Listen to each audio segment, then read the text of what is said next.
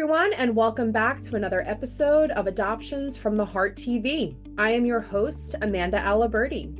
I would like to welcome Kevin and Dana, who were recently, well, not recently, I guess it was almost 2 years ago now, placed with their son, Devin. So welcome, guys. Hey. Hi. Thank you for doing this. We're excited to kind of share your story, your experience, and hopefully help others who are either looking to adopt or in the adoption process and just wanting to hear directly from families who have been through it. So we're excited to have you and thank you for doing this. So can you guys first start by sharing what your initial expectations were, why you decided to come to Adoptions from the Heart, kind of why you chose our agency, and what were you thinking about when you were thinking of building your family through adoption? We had been trying to start a family for a while, and that was having not the success that we were looking for. So adoption was always an option, like everybody says. So we decided to go that route. We were going to take a little bit of time for ourselves, and then when the time was right, that was January 2020, we decided to reach out to Adoptions from the Heart. And in the fall of 2019, I had been doing a little bit of research and looking for the agencies that were in our area that I knew that we could work with. And the one that was recommended to me by a coworker was actually not accepting new families at the time. And so I had looked at a couple others. They didn't feel right. And honestly, it was really a vibes kind of feeling sort of thing. So when I landed on Adoptions from the Heart and just reading a little bit about it, it just really felt right. It just felt like the right kind of place for us. I don't really remember the process much after that. I think we waited a little bit in January to start that. I think the initial conversations, which were really easy and smooth. We got set up with Joan, and she was wonderful. Yes. And she just really was the auntie that we needed through the whole process. Of course, COVID happened and that during the whole thing. So that halted some of just our efforts. And then we picked all of that up back again in the summertime of that year. And then, started with the application and everything. So we were held up for a few months there, but when things started up again, that's when we picked it up again. So, but I think choosing Adoptions from the Heart was really just a feeling kind of thing. It just felt right. What I was reading on the website just seemed like the right kind of place for us. And I was right. Now, how long did you guys wait in the books when you eventually became live? How long did you wait before you got the call? That's tricky because when we finally made it into the books the first time, it was like September or late August 2022, but because of compliance and paperwork and stuff, we were only in compliance for a couple of months, and then we had to redo our home study, and we have a really busy life, so that took quite a while. I think we didn't complete the second home study to put us back into the books until April of 2023, and then after that we were called in July. We were actually called twice in July. The first one was, would you be interested in being shown? And the second one was, you got picked. So we were really only in the books for, I would say, for 3 months, 3 or 4 months between both of the times we had our home study completed. Which is very short. Yes, it is. We had no idea. Yeah. We were holding up the process. Once we got in there, it didn't take very long at all. Yeah. Well, and I'm sure that the reasons for that are the result of a good profile. Like, you obviously designed a good profile that showed really well, and maybe the types of situations you were open to on your profile key allowed you to be shown for more situations, which is good. Now, what was it like getting the call and talk to us about your placement? Was it an emergency? Was it a pre-planned situation? The call is a great story, and Kevin tells it really well. Yeah, so basically we were getting ready to go to a family reunion in Colorado. So we were completely blindsided. The reason for that is because, when you get ready to go out of town, you ask to be paused. So I emailed Joan that day and I said, hey, we're going to Colorado. Could you just pause us on the books for 5 days or something? For emergencies. For emergencies. We were able to be shown for non-emergency placements. For emergency placements, we just were gonna be on pause just while we were out of town. So maybe a couple hours later, it's like 7 o'clock. She called me, and I'm like, it's pretty late. And I answer it. She's like, you guys went out of town. I said, well, yeah. She said, well, I got to tell you, you've been picked. I said, what? She was downstairs playing a game with her friends on Zoom. I ran downstairs. I'm like, hey, Joan's on the phone. We just got picked. She's not listening because she's not realizing what I'm saying. And then I'm like, no, listen, I need you to stop. We just got picked. And then Joan gave us all the details. We needed to be in Philly. She told us baby boy born 2 days old, or he was 1 day at the time. And we needed to get our stuff together and needed to be in Philly the next afternoon at noon to get him from the hospital. And it was so crazy, like I said, because I just emailed her to tell her to pause us from being shown. So obviously we canceled the trips and stuff like that, but everything worked out. Had I asked her to pause us sooner, we wouldn't have been shown at all. So it was kind of like the perfect moment, honestly. We were already planning to be off work because we were going to leave town the next day. Yep. And so everything was already kind of, we got in the car early in the morning and drove to Philly to be there by noon. And then we got there and he's like in the nursery, and the nurses welcomed us, and they took us over, and they're like, one of them just handed us a diaper, and they're like, well, he needs changed. So we were like, well, it begins. Yeah, right away. Yeah. Well, it sounds like your story truly shows how things happen for a reason when they're supposed to happen. And for you guys, it happened at the right moment. Yeah. Now, what type of openness do you guys have? Did you have the opportunity to meet birth family at all? Do you send pictures and letters? Talk to us a little bit about your open adoption. We were pretty open. We were open to having a couple visits a year and definitely sending pictures. And so when we were at the hospital, we were able to have a FaceTime with the birth mom, and that was really great. She seems really sweet, and she picked up her other kid who now I can see looks just like him. So he does have some siblings. We stayed in touch with pictures and letters as required. And she did originally request 2 visits a year. It's a little unfortunate. We have not had yet any follow-up from her to be able to set those up. Although the invitation is definitely there. We're absolutely into it. Would love to do that at either the annual picnic and then other visits as well. We're in Pittsburgh, they're in Philly, which it's not close, but it's not super far away either. It's it's a nice little drive, so we can make it. So we're hopeful that we'll make that connection, and that she will be ready to do that. I think it was an interest, but I think maybe I don't know what birth moms go through, or what kind of grief they might be carrying or living with, and so I don't know if it's just a readiness thing or what, but I'm hopeful that we'll make that connection. I do hope that we get to do it sooner rather than later. I'd like it to be a little bit more just kind of ingrained for him, rather than later as an older child needing to process that in his brain and stuff. So, but it's going to be what it's going to be. So that's where we're at with that. Well, and I just appreciate that you guys are open-minded to the future and recognizing that the birth mom may be going through some stuff, which is why she's just not able to participate at this time. And you're respectful of that, but you're still sending your pictures and letters.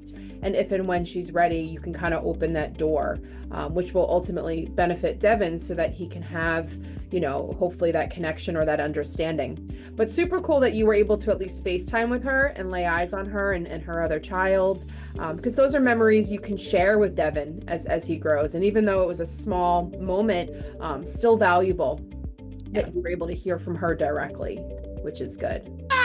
Yeah. Anything now that you've been through it and you're kind of on the other side that you would have done differently, or just stuff that you think adoptive parents should know or be thinking about? I think our journey was kind of what it was, and we gained a lot and learned a lot and had a lot of our own personal development in the process, which I'm sure a lot of parents go through. I don't know if we would necessarily have done anything different. I feel like things were really perfect. It's hard to think of things like this, because if anything were different, we might not have had this child, right? So like everything's perfect because Devin is so perfect in our family. Like he's a lot like us in really strange ways, and he's a happy kid, and he's, to think of that as like saying, well, it wouldn't be this, but I think just like logistically, I think the thing that I would have done differently is maybe got us through it a little quicker. If we could have done that, I maybe would, because part of it's also like procrastination, but like Kevin said, we're very busy. It's like you need to prioritize it because there's a lot of tasks involved. And so I think, had I had the wherewithal back then, I would have scheduled us like weekly check-in meetings. I would have tasked it like a program manager, but I think that's the advice that I would give to folks is like, definitely like nurture yourself through the process. So take the time that you do need to, but also realize that there's priority tasks to getting these things done, and there's time frames involved with it. And so, you really do need to like work it into your existing routines, because it's definitely the stuff that'll fall off to the side if it's not on your radar. So yeah, I mean, I think that's the advice. That's like the lesson. There's like some logistical management in terms of, there's a lot of administrative stuff with it. Totally. Well, and we call you a COVID client because you came to us kind of through COVID, which I know also affected some things. There were a little bit of delays with paperwork processing and things like that.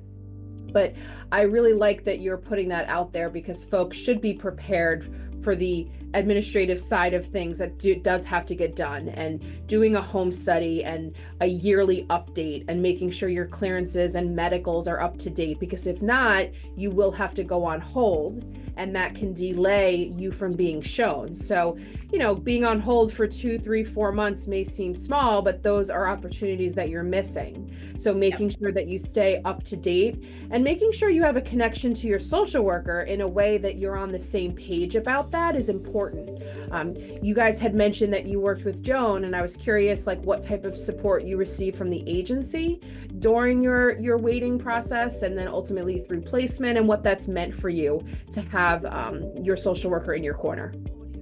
Yeah, well, first of all, I mean, Adoptions from the Heart provides so many great like learning materials. Like they're all of the webinars, and I mean it's required, but also I would say like take advantage of those things. There's a lot of really good stuff in there.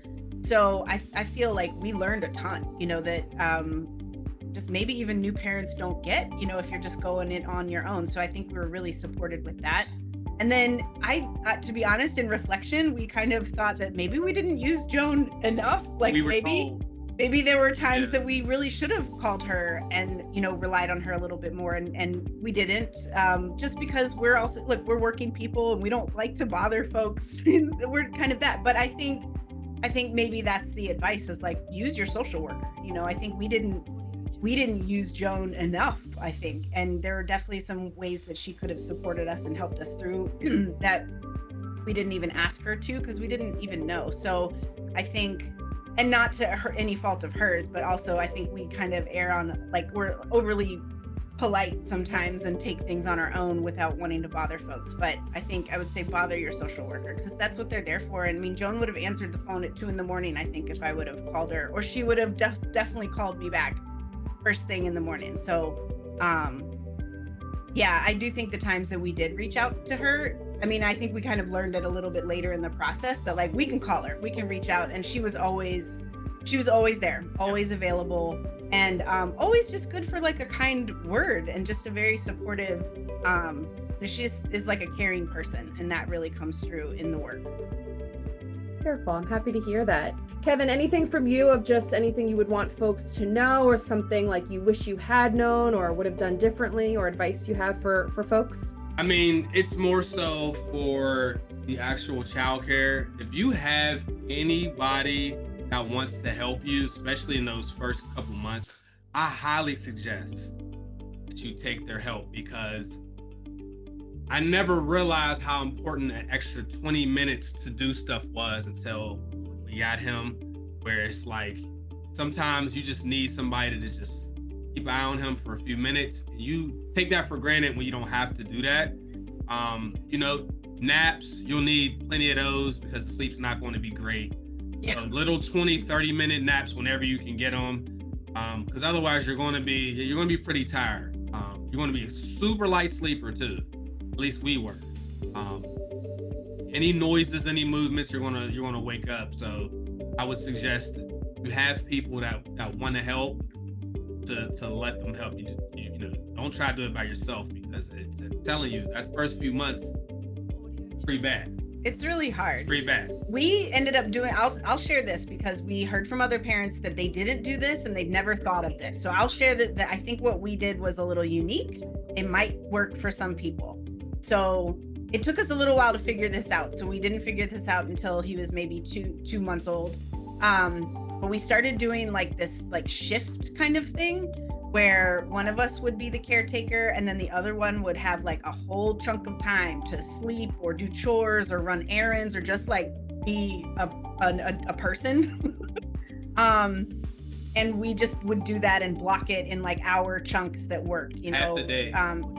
Basically half the day. We ended up doing it like half. By the time he was 3 months old, we ended up like splitting like the whole day. Kevin was like on night shift and I had day shift. But we definitely had days where we would like take like 4 or 5 hour chunks and just kind of split it up. And that was really helpful, just for like, we were able to get like some decent sleep with that. So I don't know, if that works for people, that's some advice. Here's other advice too that I will share, because this was some of the best advice I got from other parents, is if you are going to use like childcare, daycare center, something like that, look for one that's either close to home or close to work. Like find it on your commute. If that works for you. I think going out of our way, I was thinking of this one that was like highfalutin daycare I was thinking of, and then really logistically the way of like getting my child to and from there would have been a nightmare scenario. And I'm really glad that a friend of mine like set me straight. She was like, no, don't do that. So we found one that is honestly a mile away from our home, which is great. It's also on my way to work. So when I work from home or go to work, either way, like he's right over there, and it's amazing. So yeah. That's great. No, I think it's important that people start thinking about these things, because you go through this mad rush of application, ed courses, home study assessment, you're waiting, this idea of, yes, I want to become a parent, but the realities of how your life is about to change once you're placed is not always thought about in the ways that you should be thinking about them. So I think you gave some really helpful hints, Dana, of ways that people can start thinking about stuff and things they can proactively start planning for, especially during the wait time when you're sitting around not doing a whole lot. So yes. we really appreciate that. And just appreciate you both being on this and sharing your experience. Devin seems like a very energetic little one who's ready to take on the world. And I think he's in a good spot with the two of you who are ready to be a part of that. So thank you so much for participating. We're hopeful that this interview can help others who are in this similar process and ready to move forward and wanting to learn more about the realities of adopting. So thank you so much, guys, and continue to tune in to future episodes.